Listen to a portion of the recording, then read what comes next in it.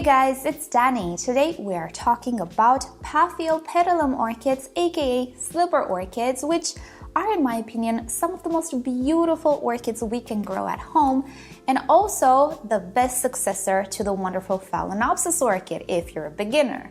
These guys are rather special. They're nothing like Phalaenopsis actually, and I do believe it all starts with repotting. So today we are going to focus on repotting techniques and how to provide the best environment for our orchid in order to have it flourishing in our home without much headache. Today's video, together with this entire Orchid Care for Beginners series, is sponsored by repotme.com, who offers you everything you could possibly need to properly grow your orchid at home, from potting mixes to pots, fertilizer, and all sorts of other accessories. Now, if you're into other types of houseplants, they do have something for you as well, as they just started to expand more their line dedicated to all sorts of other houseplants. So if you're interested, I will link you to their website down below. Feel free to visit them at any time, and I will also link you the products that I like and I have been using for a number of years at this point, and I'm really happy with them. Right, so before we start, let me remind you that we do actually have a full tutorial on Slipper Orchids. Of course, you'll find the link down below in the description.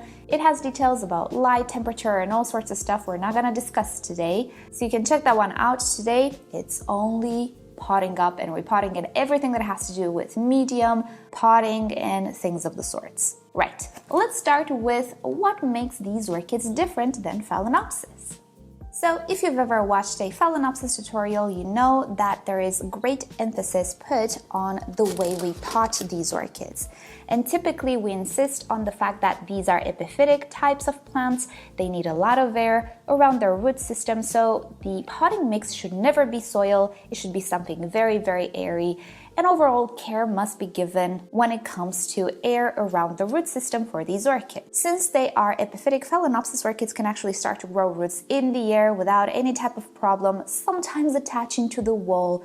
That's always slightly annoying, but it is within the nature of the Phalaenopsis to grow its roots in the air in order to better anchor the plant. The plant doesn't know she's safe within a pot in our home, but this is what it is scheduled to do. Now, Paphiopedilum orchids grow nothing like that because they do not grow on trees.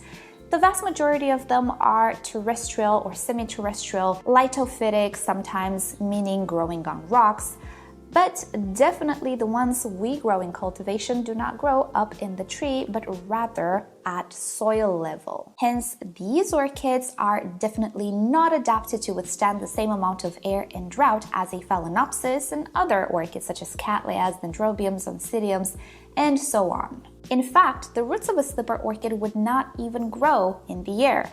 If the roots grow on top of the medium and your environment is kind of on the dry side, like most home environments are, the roots will just stop growing. And if left unchecked, they will even desiccate much sooner than a Phalaenopsis would. So starting from this major difference between the orchids, we will need to adapt the way we pot this type of orchid accordingly. So I'll talk a little bit more about it as we go along. First things first, we need to find a pot and we need to find a suitable medium to serve a terrestrial or semi-terrestrial plant.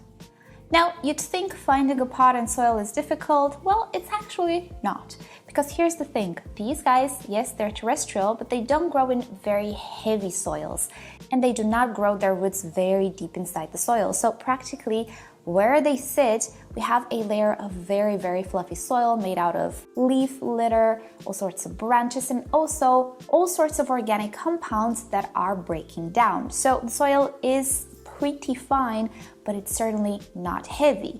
And this gives us a lot of flexibility when it comes to pots and potting medium, because a pot like this, which is a standard, let's say, nursery pot, can be absolutely adequate. If you want to put a Paphiopedilum orchid in a standard nursery pot, you can absolutely do so. They can grow beautifully in that. They actually do not care if the pot is transparent because their roots do not photosynthesize. Through a transparent pot, you can actually see the roots. And especially if you're a beginner, it is important to see if the roots are growing nice, if you have issues in the pot, or gauge when you need to water, and so on and so forth.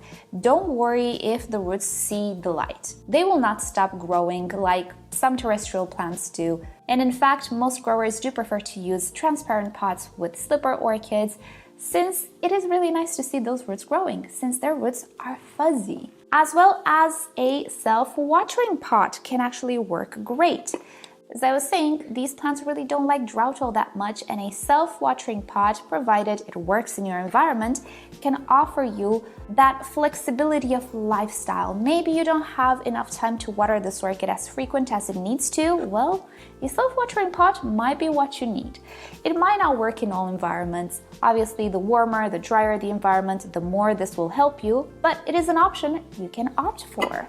What you should not pot this orchid in is a decorative pot without any type of drainage. This is a no-no pretty much for most plants. Of course, if you are very experienced, sometimes you can put a succulent in something like this because you don't need to water it too often. But definitely plants that need frequent watering and really don't like suffocation at all, such as these orchids, will not benefit from something like this. You're gonna have issues determining when you need to water, how much water do you put here, because you can really easily drain it out. Even if these guys do not grow in trees, they still do like a little bit of ventilation through the roots. They don't like their roots to be suffocated either. So, except for this type of pot, I do believe you can find success with these orchids in any type of pot you want to. But if you're a beginner and you like to see those roots growing, go for a transparent pot. Also, the ventilation slits, they're perfect as well. They will make sure that the roots do breathe. They might make the pot dry out just a little bit faster than in this case, but again, depending on the type of environment you find yourself in, this one might hold on a little bit more to that water inside, this one not so much. So both of them are great, but they will perform just slightly different when it comes to water retention. Now, potting mix. Again, we have a lot of flexibility here, and depending on our environment, we can choose different materials that will be equally beneficial for the slipper orchid. So let's imagine how that forest floor might look like, with all sorts of leaves falling down, all sorts of little branches, maybe even pieces of bark fallen from the trees, even entire branches that are breaking down. Definitely, it does not look like this. It looks more like a combination of a little bit of this with a little bit of maybe something like this. So in cultivation, we can replicate this fluffy yet water retentive environment by using various materials. We can use bark chips and other materials that offer aeration, such as leca, sponge rock, perlite, and all sorts of other things we typically use with orchids, together with more water retentive materials such as sphagnum moss and even cocoa peat, which in itself is quite airy but also can retain a little bit of water. The ratios in which we mix these materials will again have to depend on environment. More humid environments will definitely do better with more airy materials such as bark chips, even coconut chips, even leca and semi-hydroponic environments, while drier environments will definitely benefit from something more water retentive added in a bigger ratio. The thing is, how do you know which of these mixtures will do better for your environment? Well, trial and error. You have to start from somewhere. And in my opinion, it is always better to start from somewhere less water retentive, because it's always easier to water a little bit more frequent until you determine what would you need in your mixture than having a pot staying wet way too long and having no means to actually squeeze out that water. I actually did try out the Slipper Orchid mix from Repotting a few years ago when restrictions were not so mean as they are today, and I really liked it. It lasted me for 3 years with these orchids, which says a lot since these guys really do like moisture. So you can definitely start from there. I think it's a wonderful mix, but I will give it, for my environment, it was a little bit too dry, so I had to mix in a little bit of sphagnum moss in it. But you have to start from somewhere, see how that particular mix does, and see if you need to mix it with something else. Some environments will not need any type of more water retentive materials. But unlike the Phalaenopsis, with these guys, I would definitely go for something that can hold on to that water just a little bit longer. What that material is, totally up to you and what you find available in your area. There are many options that can work equally well. Right, now let's talk about when is the right time to repot these orchids. And the answer is pretty much at any time. There is no ideal season of repotting with these orchids, which is great because they can actually grow and bloom at random times throughout the year. Maybe the only instance when I would postpone a little bit repotting is if the orchid is in bloom. I would just enjoy that bloom, and then after a couple of months or when the bloom is spent, I would go ahead and repot. Obviously, prioritize the orchid. If you see there's something wrong with the medium, with the root system and so on, definitely repot at any time. You can see this particular one actually has a bud. I'm gonna go ahead and repot it because in my experience, losing buds after repotting is so rare. If the orchid is in good condition and we take care that we don't snap off all of the roots, everything should be okay. I do find that when it comes to repotting, other orchids are much more sensitive with their flowers than these guys. These orchids have continuous growth, they don't have rests and things of the sorts. If there is a special type of species that I don't know about which takes a rest, I don't know, there might be, but the vast majority of the ones you find in the flower shops or garden centers, they don't take breaks, they don't have dormancies or things of the sorts. So with that said, I think it is time to get to work. Today we are going to be repotting this wonderful phela, which is one of my favorites. It's the Paphiopedilum venustum, and the reason I really want to repot this guy is that it has an exposed root right here. It is potted very high in the pot, and if new roots start to grow from the base, which they've already started, there we go, can we see? They've started and they stopped. So yeah, if this orchid wants to create more roots right now, it cannot since it is so high in the pot and it's very dry here. So I do need to prioritize the health of the orchid. I do already have dried roots here. I don't want them to die off. So let's just get to work. So just like with any orchid, I will squeeze gently on the sides of the pot. This orchid was watered. As you can see, I do still have condensation. It is a good idea to pre-soak or pre-water orchids before repotting just to make sure that the roots are more flexible. But since my environment is warm, you can see this medium is very airy, way too airy for my environment. I'm going to slowly remove all of these pieces from the root system. If there are pieces which are strongly attached, I am not going to bother removing them because Paphiopedilums have very hairy roots. They can cling on to those pieces of bark very tight. So if I try to remove them, I'm just going to remove that fuzz and that velamen and damage the roots more than they should be. So I'm just gonna make sure that I remove everything else that is just not all that attached to the roots. At the same time, I will also press on the roots. It is very hard to tell which root is alive and which is gone because they're all brown, naturally brown. So the best thing to do is to press a little on them. If they're stiff, they're great, they're good. But if they're mushy, they're not good anymore. And I have an example to show you. So these are healthy roots. They're stiff, they're good, full of substance. This root right here is not healthy. It's actually not alive anymore. And visually you can tell that it does not have substance. If I press on it, it is very mushy. So with this one, I can go ahead and cut it like that. As with most of the new orchids that I repot, I also will use hydrogen peroxide 3% that I poured into the spray bottle and just give the root system a spray. This will kill off bush snails, which have been the #1 pest in my first year of growing orchids. Ever since I discovered this trick about 8 years ago, I have been using it with all of my new orchids, and I can tell you that I have not seen a bush snail's face since. So, one of the greatest tips that I learned along the way, I will actually make in the series an episode with the greatest tips that actually do help out practically, hands-on, with taking care of my orchid collection. Right, I'm gonna push this medium to the side. The pot that I will use is a transparent pot. I do like to see those roots growing, and since I do videos, I like to film the roots to show you guys as well. And the potting mix that I will be using is a sphagnum moss and bark chips mix.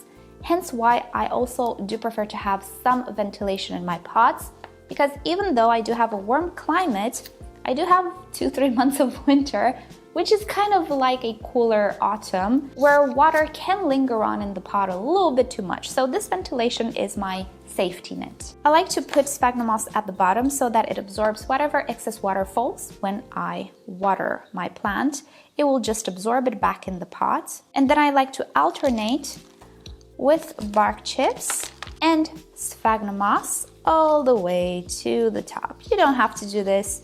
This is just something that I prefer to do in my environment with all of my orchids. Obviously, if you have a pre-made mix, you don't have to alternate with the two. It's gonna be much easier. But when working with sphagnum moss, sometimes it's a little hard to mix it with the other ingredients. It will always tend to clump together. So I prefer to just add separately. Now, since Paphiopedilum orchids don't like air all that much, they don't like to grow their roots in the air, it's important that we get rid of the big air pockets. And to do that, I like to use a bamboo skewer, just go on the side of the pot and wiggle it a little bit so that the bark actually falls in place. Again, when you work with sphagnum moss, it can be just a little bit trickier to make the bark fall in between the sphagnum moss strands. So I like to help out a little bit the process by using a bamboo skewer like this.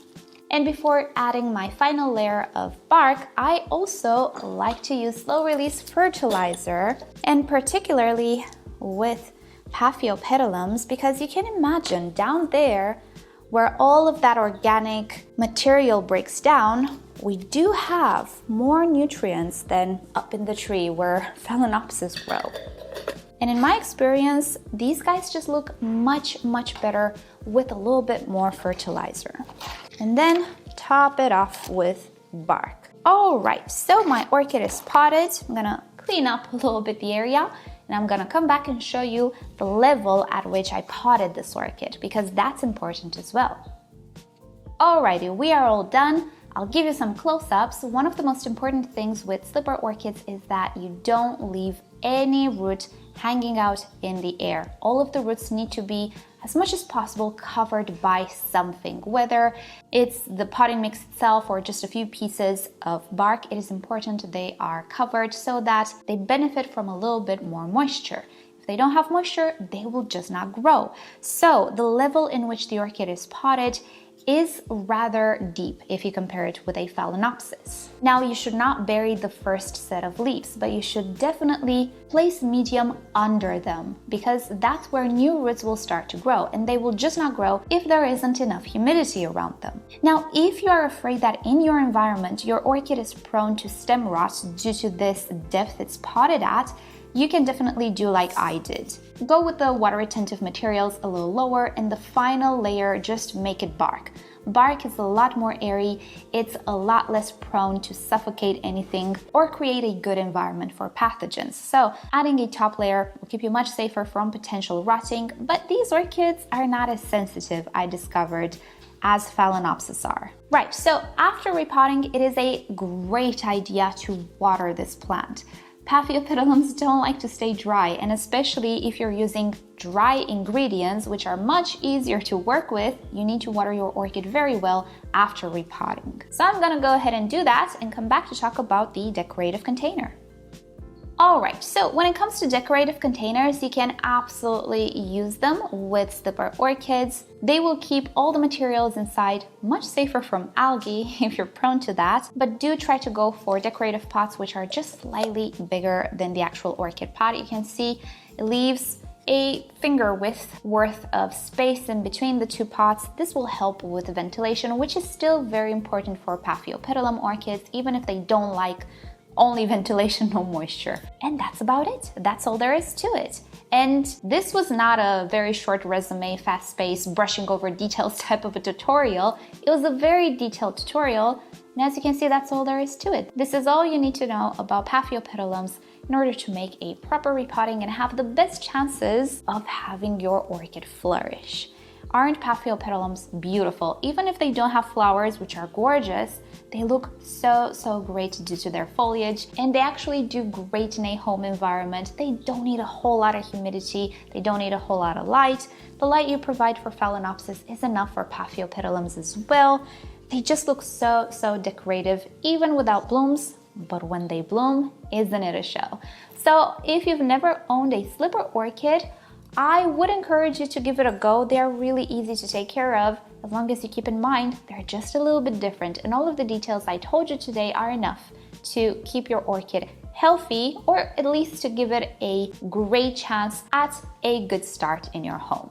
So alrighty guys, thank you so much for watching. Hope you've enjoyed today's video, and thank you Repot Me for sponsoring yet another episode. 3 more episodes to go and the year is over. Oh my goodness, we made such great episodes this year as well. You will have the playlist of all of the series down below in the description, along with the highlights, along with the, let's say, basic tutorials. So do visit the description. With that said, I hope you have a great day. Subscribe to my channel for more orchid videos, tutorials, experiments, updates, and other fun orchid subjects. If you wish to support the channel, do consider becoming a member or visit the merch store linked down below in the description. You can also follow me on Instagram and Facebook. It's always nice to stay in touch there as well. And I'll see you all next time. Bye!